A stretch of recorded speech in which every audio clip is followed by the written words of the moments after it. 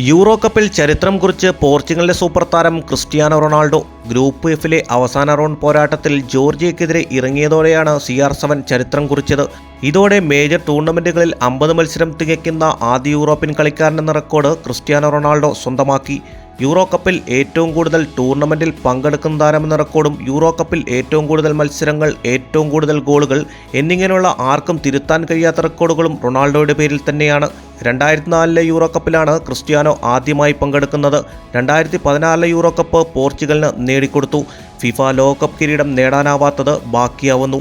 തൻ്റെ 39-ാം വയസ്സിലും ചരിത്രവും റെക്കോർഡും വാരിക്കൂട്ടി തലയുയർത്തി നിൽക്കുകയാണ് പോർച്ചുഗലിൻ്റെ ഒരേയൊരു ഇതിഹാസം.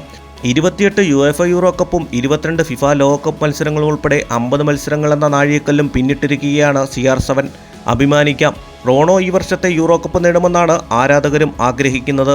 ഇനിയൊരു യൂറോയിൽ നിങ്ങൾ അയാളെ കണ്ടേക്കില്ല. അതുവരേക്കും ഇതുപോലെയുള്ള ഏറ്റവും പുതിയ യൂറോ അപ്ഡേറ്റുമായി കാണാം. കാത്തിരിക്കാം. Talk bye Haris.